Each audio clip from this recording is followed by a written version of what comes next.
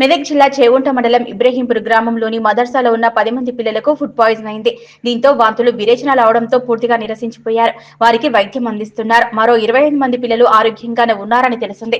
ఈ విషయం తెలుసుకున్న ప్రభుత్వ అధికారులు అస్వస్థతకు గురైన పిల్లలను రామంపేట ప్రభుత్వ ఆసుపత్రికి తరలించారు. ఆసుపత్రిలో 10 మంది పిల్లలకు ఆసుపత్రి డాక్టర్లు సిబ్బంది పర్యవేక్షిస్తూ వారికి తగిన వైద్యం అందిస్తున్నారు.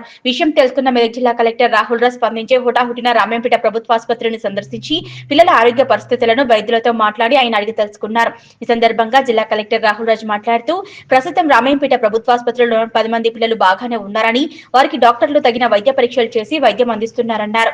ప్రభుత్వ రెసిడెన్షియల్ హాస్టల్లో కానీ ప్రైవేటు రెస్టారెంట్లో కానీ ఉన్న పిల్లలకు మంచి ఆహారం అందించే దిశగా అధికారులు పనిచేయాలని పేర్కొన్నారు.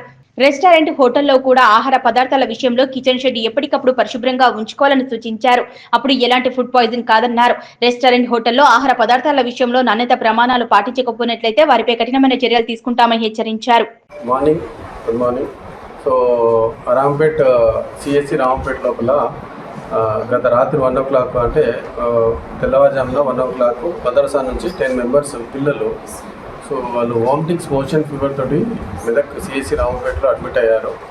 సో వాళ్ళు ఇప్పుడు ఇమీడియట్గా రాగానే ఇక్కడ medical superintendent medical officer staff సిస్టర్లు అందరికీ పరీక్ష చేసి అందరినీ అడ్మిట్ చేయడం జరిగింది. ప్రస్తుతానికైతే అందరి కండిషన్ బాగానే ఉంది. కొంతమందికి కొంచెం ఫీవర్ ఉంది. బట్ ఏదైనా కానీ ఈ ఫుడ్ వల్ల అయిన ప్రాబ్లము ఈ ఇన్ఫెక్షన్ గ్యాస్ట్రైటిస్ ప్రాబ్లం అనేది 48 to 72 hours మన లోపల వాళ్ళకు ఇగిపోతుంది. కాబట్టి వాళ్ళందరికీ ఐవి ఫీడ్స్, యాంటీబయాటిక్, తర్వాత తగిన పరీక్షలు అందరికీ ఎల్ఎఫ్టీ, ఆర్ఎఫ్టీ, సిబిపి, తర్వాత ఎలక్ట్రోలైట్స్ అన్ని పరీక్షలు కూడా టెస్ట్లో పంపించడం జరిగింది. ఆ పరీక్షలు అయిపోయిన తర్వాత వాళ్ళ కండిషన్ అయిన తర్వాత సేఫ్ అయిన తర్వాత హాస్పిటల్ నుంచి డిశ్చార్జ్ చేయడం జరుగుతుంది. ప్రస్తుతానికైతే అందరి పరిస్థితి ఇళ్ళకడగానే ఉంది.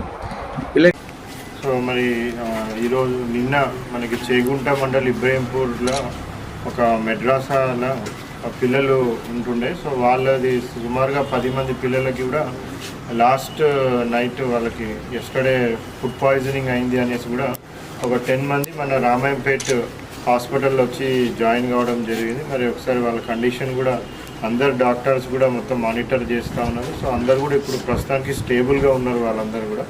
సో అది ప్రైవేట్ ఇన్స్టిట్యూట్. సో ప్రైవేట్గానే వాళ్ళు అక్కడ రెసిడెన్షియల్ మోడ్లో అక్కడ వాళ్ళు పిల్లలను పెట్టుకున్నారు. సో మరి మేబీ అక్కడ మరి ఏం జరిగిందో అనేసి కూడా తెలుసుకోవడానికి కూడా మన హెల్త్ డిపార్ట్మెంట్ టీం కూడా ఒకటి అక్కడ వెళ్ళడం జరిగింది. సో ఆల్రెడీ ఇప్పుడు ఒక 10 మందికి ఫుడ్ పాయిజనింగ్ అయ్యి వాళ్ళకి వామిటింగ్స్, మోషన్స్ అవన్నీ కావడంతో వాళ్ళు కొద్దిగా వీక్గా ఉంటే వాళ్ళందరినీ కూడా ఇక్కడ తీసుకొని వచ్చి అడ్మిట్ చేయడం జరిగింది. సో ఇప్పటికి వాళ్ళ కండిషన్ అయితే స్టేబుల్ ఉంది. ఆల్రెడీ ఇంకొక 25 members ఆల్రెడీ అక్కడ ఉన్నారు. వాళ్ళకి ఏం సిమ్టమ్స్ లేవు. బట్ అయినా కానీ ప్రికాషనరీ మెజర్గా మనం ఒక టీంని కూడా మెడికల్ టీంని అక్కడ పంపించి మరి వాళ్ళకు కూడా అన్ని టెస్ట్ చేయడం జరుగుతూ ఉంది. ప్రజెంట్గా అయితే వాళ్ళ కండిషన్ ఏమీ అంత స్టేబుల్గానే ఉంది. వాళ్ళకి ఎవరికి కూడా ఏమీ సిమ్టమ్స్ ఏం లేవు. బట్ ఇక్కడ ఎవరైతే సిమ్టమాటిక్ పర్సన్స్ ఉన్నారో వాళ్ళందరికీ కూడా ప్రాపర్ మెడికల్ కేర్ అందే విధంగా కూడా ఇన్షూర్ చేసుకోవడం జరిగింది. సో వాళ్ళకి ఆ సిమ్టమ్స్ కూడా ఇప్పుడు సబ్సైడ్ అవుతూ ఉన్నాయి.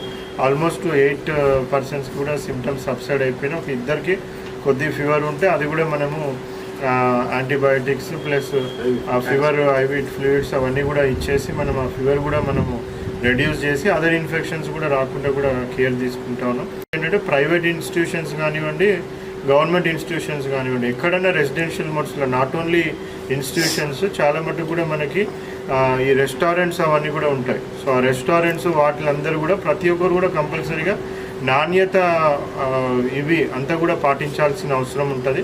ఎస్పెషల్లీ హైజీన్, ఎవరైతే కుకింగ్ చేస్తూ ఉంటారో వాళ్ళందరి పర్సనల్ హైజీన్ కూడా చాలా ఇంపార్టెంట్. ప్లస్ ఆ కుకింగ్ చేసే ప్లేస్, సో రెస్టారెంట్లో కానివ్వండి, మన కిచెన్ షెడ్స్ పబ్లిక్ ఇన్స్టిట్యూషన్స్లో కానివ్వండి, ప్రైవేట్గా ఎవరైనా హాస్టల్స్ అవన్నీ మెయింటైన్ చేస్తుంటే కూడా ఆ కిచెన్ షెడ్స్ అవన్నీ కూడా ఆ కిచెన్ టోటల్ కూడా క్లీన్గా పెట్టుకోవాల్సిన అవసరం ఉంటుంది.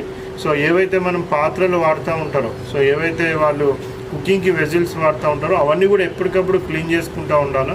సో ఒక్కొక్కసారి ఆ particles, food particles, so previous night కానివ్వండి, ప్రీవియస్ టైంలో ఎప్పుడైనా కుకింగ్ చేసి సరిగ్గా కడగకపోతే ఆ పార్టికల్స్ అట్లనే ఉండిపోయి అవి వేరే ఫుడ్లో కలిసినప్పుడు అవి కూడా ఫుడ్ పాయిజనింగ్ అయ్యే ఛాన్సెస్ ఉంటాయి. అనేది చాలా ఇంపార్టెంట్. కుకింగ్ చేసే స్టాఫ్ ఒక పర్సనల్ హైజీన్ కూడా చాలా ఇంపార్టెంట్. సో ఆ టోటల్ ఆ కిచెన్ షెడ్ అంతా కూడా క్లీన్గా పెట్టుకోవాల్సింది చాలా ఇంపార్టెంట్. సో మనం ఆల్రెడీ అందరు కూడా చెప్తా ఉన్నాం. సో రానున్న రోజులలో రెస్టారెంట్స్ అన్నిట్లలో కూడా ఒకసారి వెరిఫై చేయించడం జరుగుతుంది మన డిపార్ట్మెంట్ స్టాఫ్స్తోని. సో రెస్టారెంట్ వాళ్ళు కూడా ఎవరైనా నాణ్యత ప్రమాణాలు ఎవరైనా పాటిస్తలేరు, ఆ ఫుడ్ క్వాలిటీ మెయింటైన్ చేస్తలేరు, సో స్టోర్డ్ ఫుడ్ ఎక్కువగా వాడుతూ ఉన్నారు అనేసి అంటే ఆల్రెడీ మనం ఇంతకుముందు కూడా కొద్దిమందికి నోటీసులు ఇవ్వడం జరిగింది. సో ఎవరన్నా అటువంటి చేసినట్టయితే వాళ్ళ మీద కూడా చర్యలు తీసుకోవడం జరుగుతుంది. సో దయచేసి అందరూ కూడా రిక్వెస్ట్ ఏంటంటే పబ్లిక్ ఇన్స్టిట్యూషన్స్లో కానివ్వండి, ప్రైవేట్ ఇన్స్టిట్యూషన్స్లో కానివ్వండి, రెస్టారెంట్స్లో కానివ్వండి, ప్రతి దగ్గర కూడా మనము ఈ ఫుడ్ క్వాలిటీ మెయింటైన్ చేసుకుంటే ఈ ప్రమాణాలన్నీ కూడా మనము పాటించినట్టయితే, ఆ క్వాలిటీ మెయింటైన్ చేసినట్టయితే ఇటువంటి ఏ కూడా ఫుడ్ పాయిజనింగ్ కేసెస్ కావు. ఇప్పుడైతే వాళ్ళ పిల్లలకి ఎవరు కూడా ఏమీ అపాయం స్థితిలో లేరు. బట్ అయినా కానీ కూడా మనము అలర్ట్గా ఉండి వాళ్ళని ఎప్పటికప్పుడు కూడా మానిటర్ చేయడం అనేది జరుగుతుంది.